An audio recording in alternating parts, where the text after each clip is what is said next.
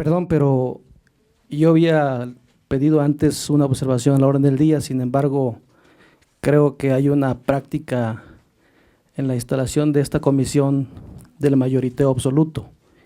Y entonces, aprovechando que tengo el micrófono, yo quería proponer a la orden del día, como es una práctica parlamentaria y de acuerdo al reglamento en la instalación de las comisiones, del posicionamiento de cada uno de los grupos parlamentarios, lo cual no está considerado en la orden del día. Y entonces yo, después de presentarme, me voy a permitir leer un posicionamiento al respecto. Cuando toca Carlos de Jesús Alejandro, Noichan y toca Xalitla, del estado de Guerrero, Nextili, Tlacame, Sihuame, de que Intonali, Nimocentralique, Ininhueyicasli toca Cámara de Diputados. Mi nombre es Carlos de Jesús Alejandro, yo soy Nahua del estado de Guerrero. Saludo a todas las personalidades en este presidium que hoy nos hemos reunido en esta Cámara de Diputados. Soy del grupo parlamentario del Partido de la Revolución Democrática, secretario de la Comisión de Asuntos Indígenas e integrante de las comisiones de Turismo y Desarrollo Rural, y fui promotor incansable desde el inicio para que esta Comisión de Concordia y Pacificación se le diera prioridad como comisión especial bicameral para su instalación y operatividad. Lo planteé desde el inicio de mi agenda parlamentaria. Sin embargo, no encontré la voluntad de los grupos parlamentarios para que esto ocurriera. Participé en la sesión permanente como suplente y solicité a mis demás compañeros del grupo parlamentario exhortáramos al Ejecutivo y exhortáramos a ambas juntas de coordinación política a efecto de que se instalara esta comisión, toda vez de que en Chiapas había habido ya una manifestación silenciosa por parte de los hermanos y compañeros del Ejército Zapatista de Liberación Nacional, recordándonos que todavía hay una agenda pendiente respecto al cumplimiento de los acuerdos San Andrés y una agenda de carácter nacional que en ella contienen las demandas históricas de los pueblos indígenas a nivel nacional. Y con beneplácito encontramos que finalmente se acordó esta situación y se convocó a todos los grupos parlamentarios a que propusieran los respectivos integrantes de esta comisión. Ya el diputado Huerta ha hecho un posicionamiento de inconformidad sobre el mecanismo de la instalación de esta comisión. Yo lo hice en su momento, a cada uno de ustedes les hice llegar un posicionamiento con los argumentos jurídicos violatorios de la propia Constitución Política de los Estados Unidos Mexicanos, de la Ley General del Congreso, del reglamento del Congreso propio, donde se habían violentado los mecanismos para decidir la integración y en consecuencia la presidencia de esta comisión tan delicada que requiere de un diálogo profundo, que requiere de los acuerdos y los consensos máximos para que pudiéramos tener un buen inicio. Leo rápidamente el posicionamiento para no demorarlo y no cansarlo, y será mi única intervención. Antes que nada, quiero manifestar mi más alto repudio sobre el acuerdo de la Jucopo sobre la presente comisión de la COCOPA.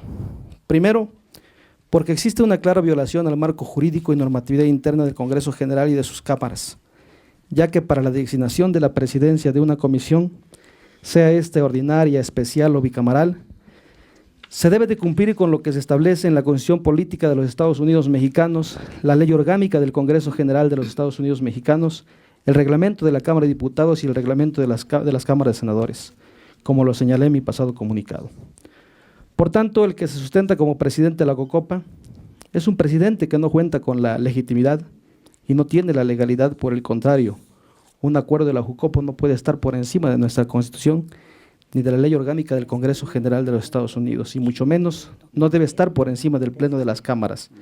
Que quede claro que este acuerdo solo tiene validez si se aprueba en el Pleno de la Cámara de Diputados, porque si no cumplimos con este procedimiento legal estaremos violando la ley y estamos legitimando a un presidente que no puede ser legítimo, incluso un primo delincuente, porque se supone está usurpando atribuciones y funciones que no le corresponden y que tiene una sanción punitiva de acuerdo con el Código Penal. Los pueblos indígenas requieren de personas comprometidas, no quieren ya más simulaciones y mucho menos gentes que estén ligadas a los grupos paramilitares. Recordemos que el pacto social emanado de la Revolución Mexicana tuvo en el indigenismo una política oficial mediante la cual el Estado mexicano buscó integrar a los pueblos indígenas a una cultura nacional homogénea, etnocentralista. Después, el neoliberalismo en México hizo más evidente un sistema económico basado en la injusta distribución de la riqueza y la superexplotación en la que han vivido los indígenas de esta nación. También dejó muy en claro que las instituciones y sus políticas públicas, lejos de buscar un desarrollo respetando las identidades, están marcadas por un fuerte racismo.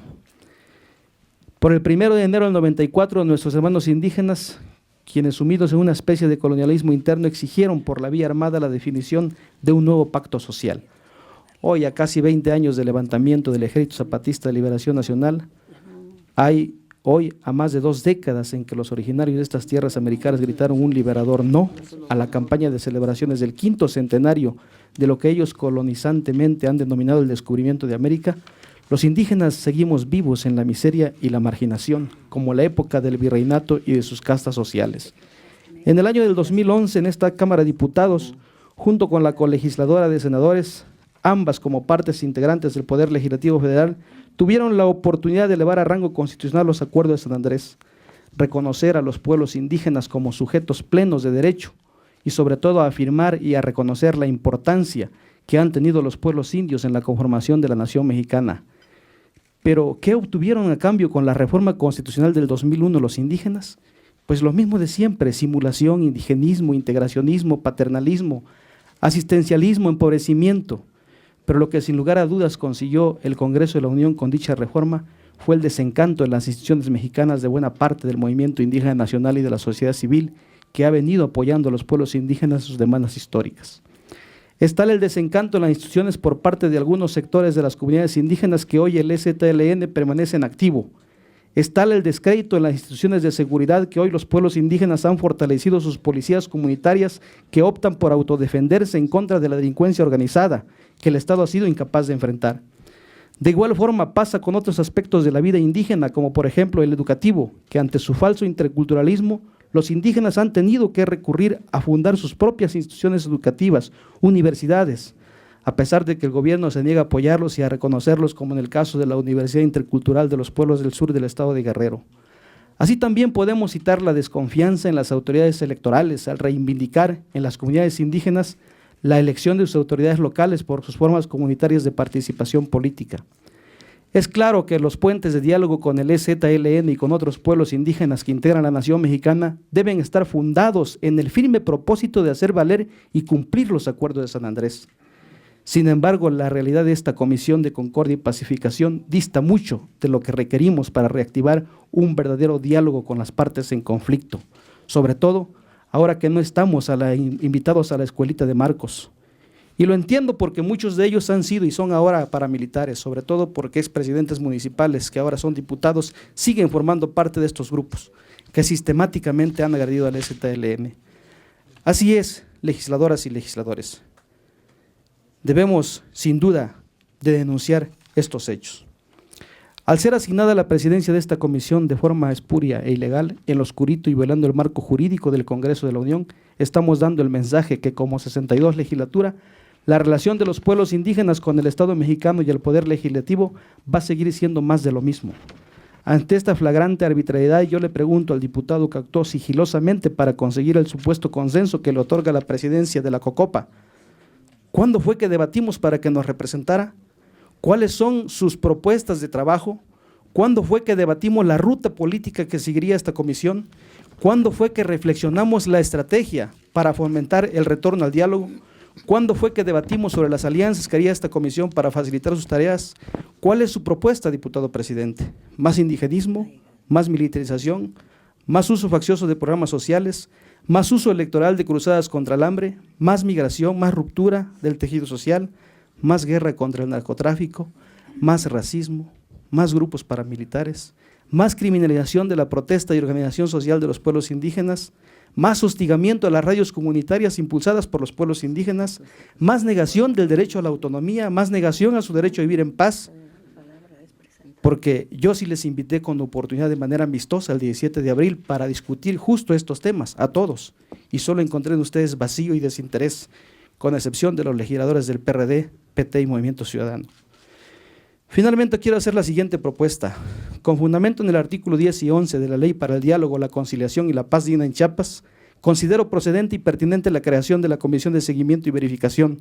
Para ello solicito que se ponga a discusión y votación dicha propuesta, a fin de que esta comisión se comprometa e impulse una reforma legislativa de gran calado que implique reconocer los derechos de los pueblos indígenas, tales como el reconocimiento el reconocimiento de los sujetos de derecho público, la representación política, la consulta bajo el consentimiento del principio libre, previo e informado, el derecho a las tierras y al territorio, a la educación intercultural, entre otros muchos temas. Incluso, como comisión debemos de proponer imperiosamente iniciativas en materia de minería y pueblos indígenas a fin de coadyuvar a la resolución de conflictos a lo largo y ancho del territorio nacional. Creo que la sociedad mexicana y sobre todo los pueblos indígenas esperan encontrar en el poder legislativo el verdadero equilibrio y contrapeso con los demás poderes, a un verdadero interlocutor que busque solución a esta nueva relación que demandan los pueblos indígenas con el Estado mexicano, a este reclamo de un nuevo pacto social que los incluya, que reconozca sus derechos constitucionales y el desarrollo, pero con identidad, que busque la armonía y la paz, pero con dignidad. Es cuanto y muchas gracias.